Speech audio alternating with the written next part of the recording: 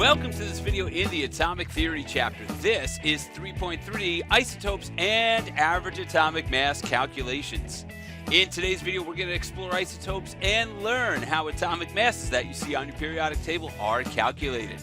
We're going to recognize isotope notation and analyze what that symbol is going to tell us, define what an isotope actually is, discuss relative abundance, and calculate average atomic masses. We are also going to teach you how to distinguish which isotope is the most abundant by analyzing the periodic table.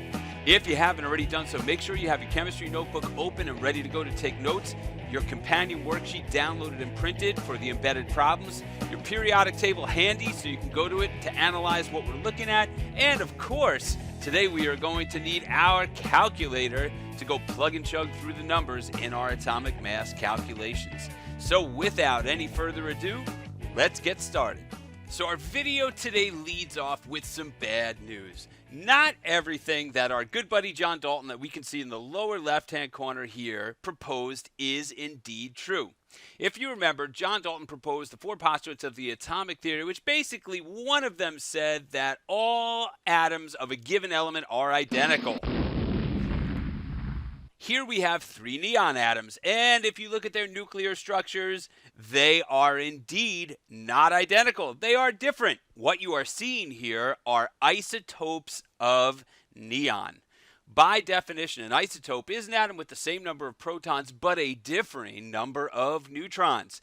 And so therefore, because the neutrons are different, they actually have different mass numbers as well. And you can see that written down here, neon 20, neon 21, and neon 22. If we segue and we take a peek at our periodic table, you can see that neon's atomic mass is actually listed as 20.180 atomic mass units. And you'll notice if you look down at the three atoms here that none of them have mass numbers that match the atomic mass. So what's the deal here? Did somebody get this wrong and they put out periodic tables that just have disinformation and fake news and all that stuff in it? Well, actually, the atomic mass that we see here on a periodic table is derived from a calculation. And that is what we are going to dive into in this video first. How do we calculate an atomic mass? Well, before we tell you that, we got to give you some background information that's going to help you on your journey. First thing you need to know is this. The atomic masses that we see on the periodic table are essentially approximate masses of the atom. What's not written there is its unit, which are atomic mass units. And what's unique about this is that there is no neon atom that is out there that will actually have a mass of 20.180 AMUs.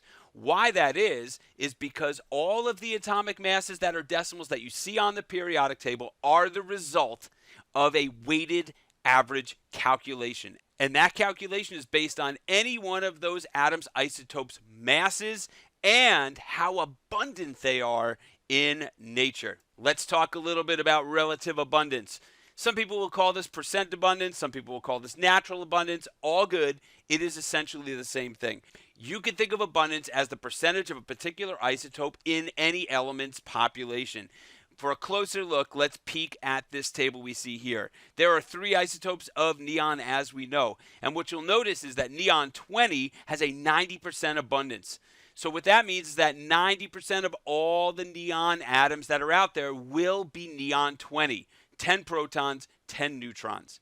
There is a small smattering that's out there that are sprinkled in that are neon 21, 0.27%, less than 1%, so totally rare. And then there's neon 22, which occupies about 10% of all the neon that's out there. That's 12 neutrons and 10 protons. Before we jump into the calculation, I want to bring to light how to predict what isotope is probably the most abundant in the population. And doing that is simple. Let's start off by looking at aluminum that's here. First thing you're going to see is that aluminum's atomic mass is 26.98154. Which aluminum isotope is most abundant? Well, take a look at this and round that to a whole number. You will notice that if you round it to a whole number, you get 27. That tells me that aluminum 27 is the most abundant isotope in the aluminum population. because as we said before, this is a weighted average calculation. That means aluminum 27 has the greatest weight or the greatest abundance in that population. Take a look at silicon. Silicon here is pretty close to a whole number, right? It's really close. That means that silicon 28 is the most abundant silicon isotope. Where you run into problems is when you get something like chlorine. When we analyze the chlorine atomic mass, we see it's not quite a whole number. It's somewhere in the middle. It's in between, so it's almost 35.5. Taking a closer look at those abundances, we can see that the majority of the chlorine isotopes are actually chlorine 35. That's about 75% of them. And 25% is chlorine 37. So it's not so easy to pin down what the most abundant isotope is in a case like chlorine. When we have problems like that, we usually have to now look at the calculation. So the atomic mass calc is super easy, and we only need to know two things to calculate it. It is a weighted average, and so therefore we need to know the mass number or the atomic masses of each of the isotopes, super important, and you need to know their natural or relative abundances. What's the percentage that they exist in nature? Once you know those things, you can apply this formula that is right here. Mass times abundance plus mass times abundance plus mass times abundance plus, and you'll notice these ellipses here. What that means is you're going to use this sequence that we see here for every isotope that exists in the population.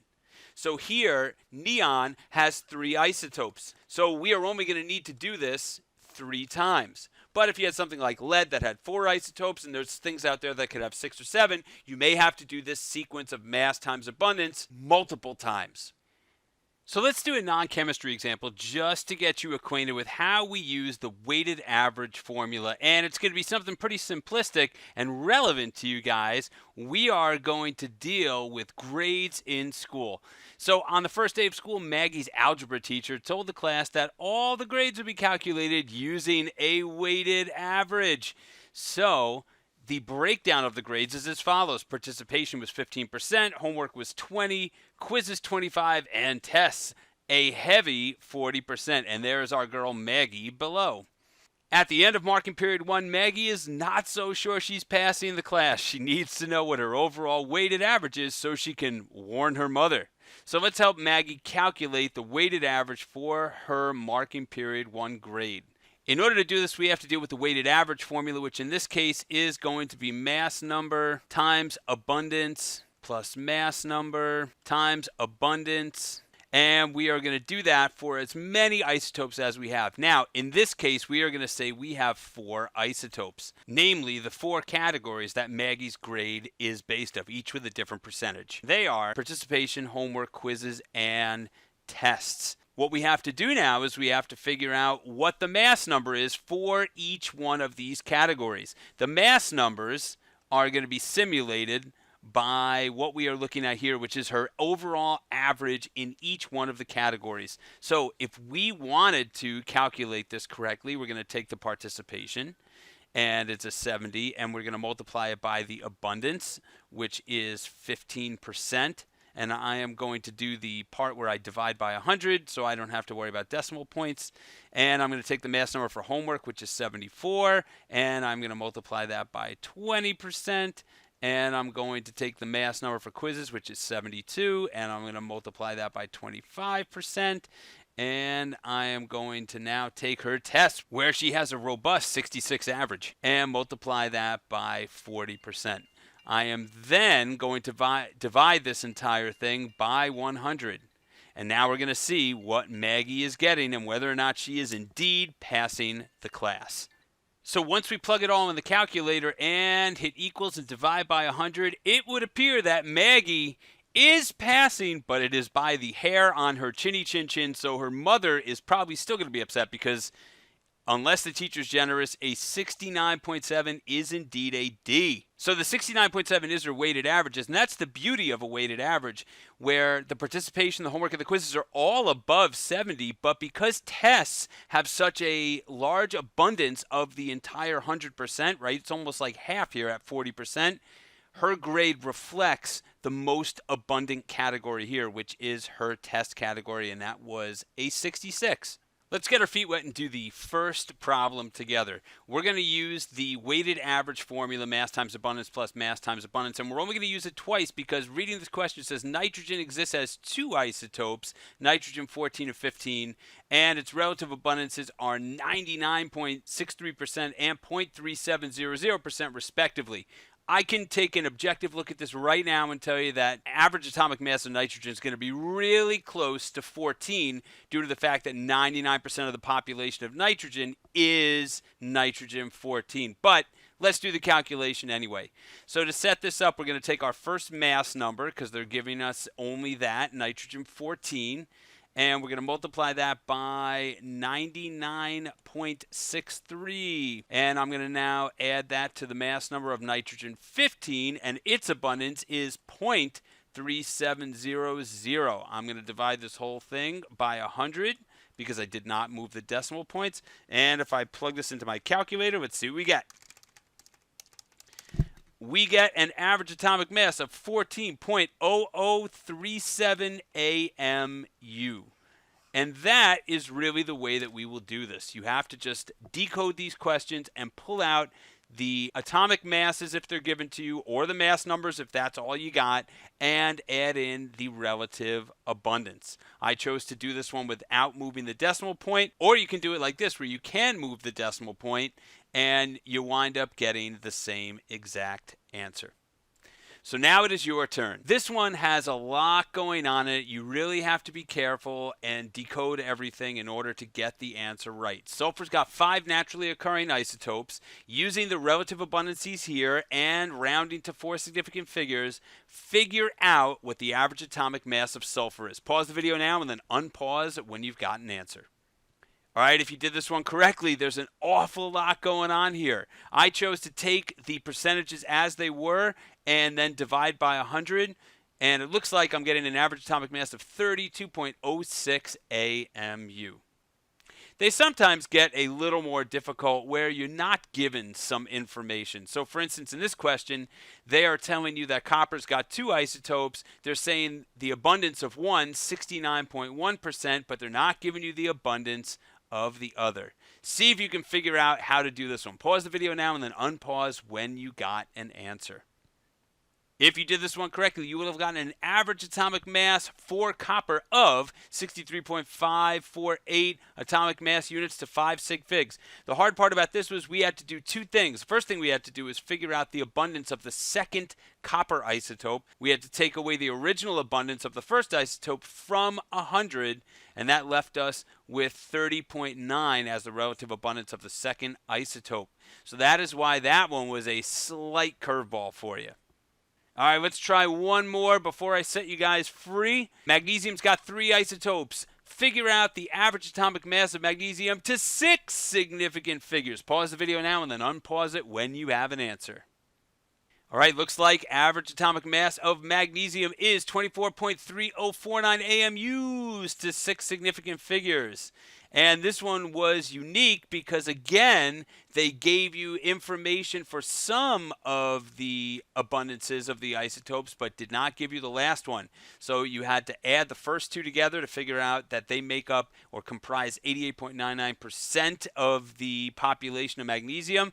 And then I took that number away from 100 to figure out what that remaining magnesium 26 isotope was.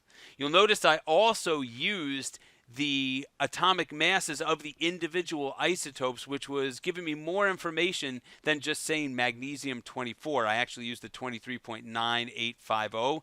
When in those situations, you should always use the most numerical significant figures that they give you. So if you can use 23.9850 as opposed to 24 for the mass that you're going to integrate into your formula. So it looks like we have come to the end of another flipped lesson. If you guys do have any burning questions on any of the content or concepts that were presented in this lesson, make sure you bring it up in the burning questions segment tomorrow. It has been a pleasure taking you through average atomic mass, and I look forward to seeing y'all on the flip side. Peace out. That's all, folks.